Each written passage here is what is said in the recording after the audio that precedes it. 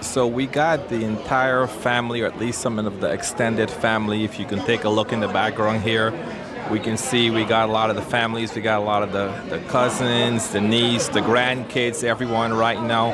They're basically passing up and down the red carpets. It's just going to be an amazing time, just to see their legacy of Sarah Rector being put on live on display right now. Just an amazing, amazing moment in Black history to be able just to see what's happening. But that's the family behind it. They're all wearing the shirts that's basically saying descendants of Sarah Rector. So that's just an amazing time. That's not something you're able to see again. A lot of them, Sarah Rector being born in the early 1900s, and just seeing this now, this is an amazing opportunity right here. Live with Gospel Music Buzz, and we're here at the red carpet for Sarah's Oil. Super amazing movie. Definitely one of those secrets, I would say, is one of those hidden Black history moments, Black history story. We're super excited to be talking to the cast. We're going to be speaking with everyone that's involved with the movie, and we're going to be bringing you a whole lot more content. So get ready. Red carpet is getting ready to start, and we're super excited to be here. Here with Naya, who just portrayed Sarah Rector so flawlessly. Naya, just kind of carrying the story of Sarah Rector, first Black, millionaire at 11-year-old. What was that like for you? It was a big weight to be carried on my shoulders, but overall, I owe some of it to Cyrus and the people who were on the movie with me, because they made that weight a little bit lighter, knowing that they were with me, and they're going to be with me always for the duration of the movie.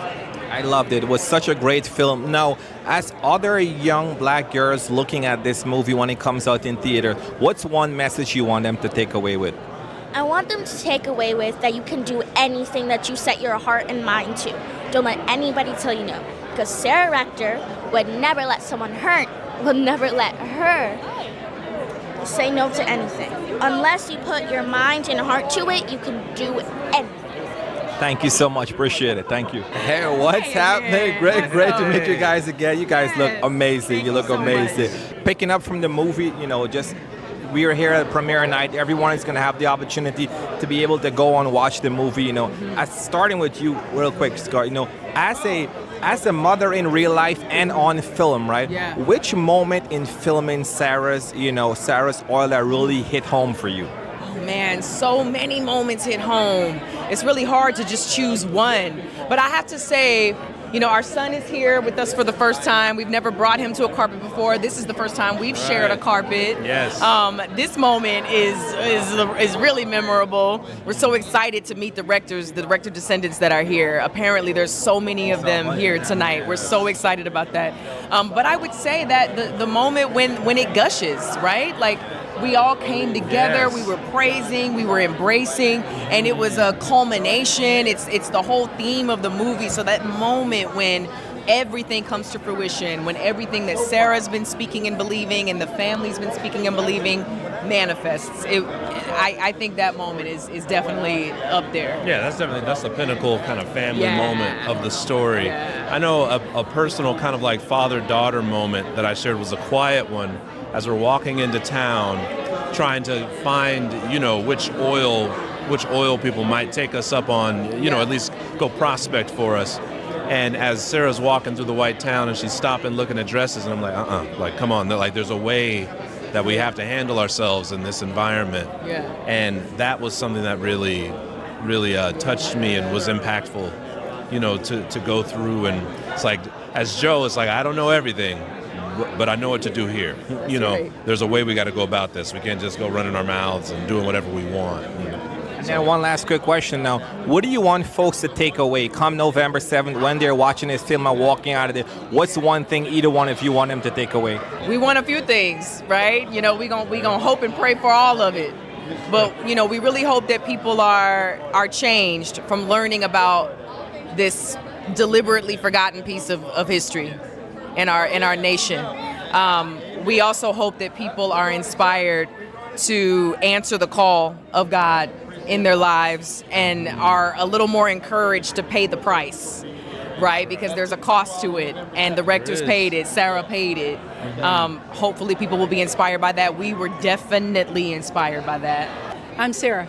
You're Sarah as well? Oh, wow. So you're carrying the name Sarah just like Sarah Rector. So how does it feel right now just seeing and knowing what's going on? Everyone is celebrating your family story, the legacy that is there. What does that mean for you guys personally? Personally, it means everything in the world.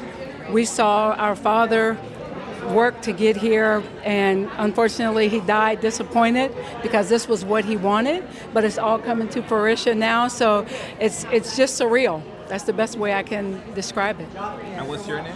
Cheryl Fleming, And what's your relation as well? sister, granddaughter, Granddaughter as well? Sarah's Okay. sister. We're all siblings. All siblings? Yes. It's pictured here on the We're the four t-shirt. grandchildren of Sarah Rector. Yes, and my name is Sharon R. Campbell Morris.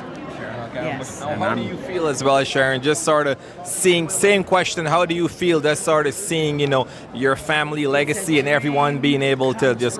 I made several trips along with my father to work very hard to get to this. And now we are finally here. So I know he's smiling away. It's done. Would you like to add Yes. anything? Just that I feel the same. My father, he would just be so thrilled, so elated that all of his wife, his children, the grandchildren, everyone's here and enjoying the life of his mother. So, yeah, fabulous. Yes. Fabulous. And then the last question for you, what do you want folks to really take away when they watch this movie? Just, a snapshot of Sarah's life, but, what do you want them to take away from this? I would love for them to take away her faith, the faith that she displayed. You'll see it in this movie. Also, her tenacity. I mean, she was a strong woman and, just full of spirit and energy and focus and drive, So I would love for people to take that away. Awesome. Thank you so much. Thank you, guys. I am Shawn Edwards. I am a film critic for Fox 4 News in Kansas City, but I'm also related to Sarah Rector.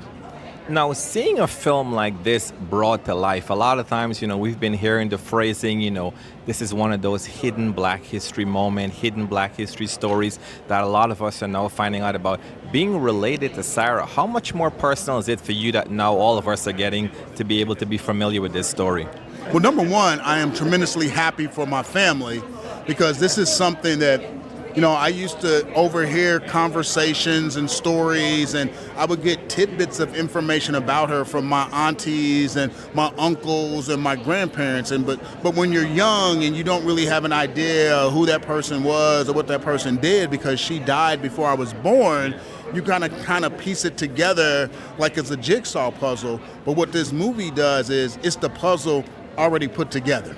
Like they've done the research, they've dug into the files, and they've found information, and they went through the record books in Oklahoma, they went through the record books here in Kansas City, Missouri, and they were able to piece things together so they can tell an accurate story, because a lot of what you see online when you Google Sarah Rector is not accurate. In fact, a lot of it is just straight up misinformation. So to see a film like this is fantastic, particularly now in an era where there are forces that are trying to erase Black history or retell Black history, and this story does a good job of saying, wait a minute, hold on, this happened in 1920, this is what went down in 1920, this is the trials and tribulations that this young Black girl had to go through to keep her property that y'all gave her and then wanted to take away when y'all found out it was worth some money.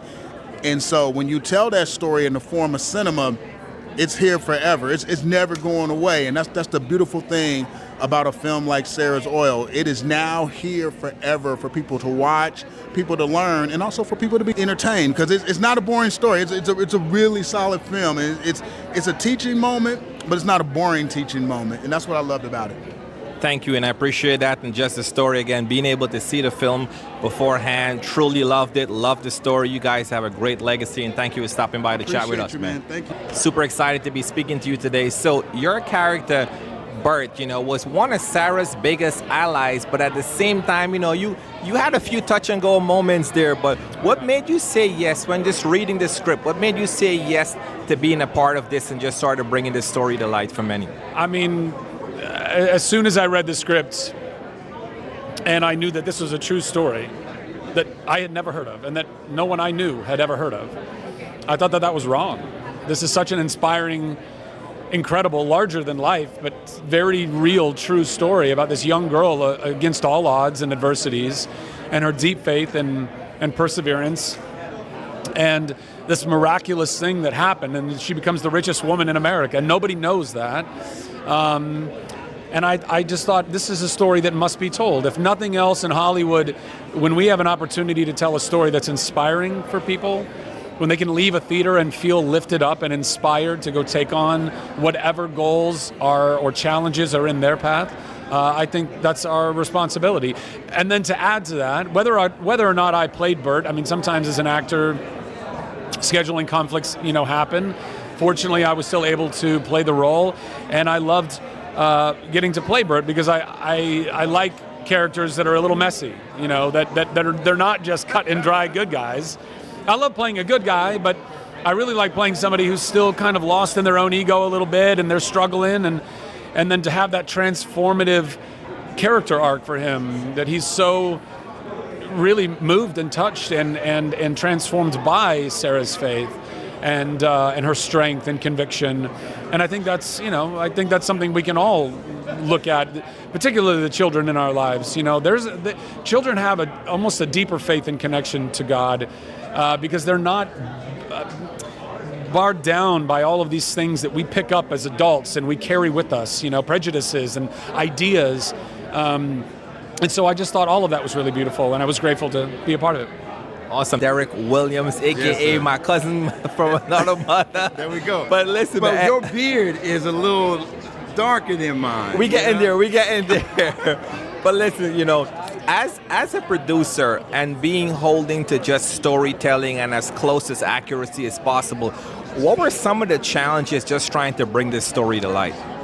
Well, we had source material, and there was a book that was already out, so there was some information. And it's, if you look through, the story is there. It's just no one really knew about it, and so there wasn't a challenge in terms of getting the information. I think Sarah Rector herself was guiding us through this whole process, making sure that we went to the right source material, to the right book, to the right family member to get the information. So we didn't have much challenges there. There was a challenge just in terms of with any movie, getting it greenlit, where it's going to go, what studio. There were challenges along the way there, but otherwise we didn't have much challenges there. And once folks sort of leave the theater, what do you want them to take with them? Her resilience, and in a time that the world seems very uncertain, she didn't allow that uncertainty of the early 1900s to get her off her mission and her goal. And so I want people to know that no matter what it seems like, no matter what the world may look like or what your circumstances may be, you'll win if you don't quit.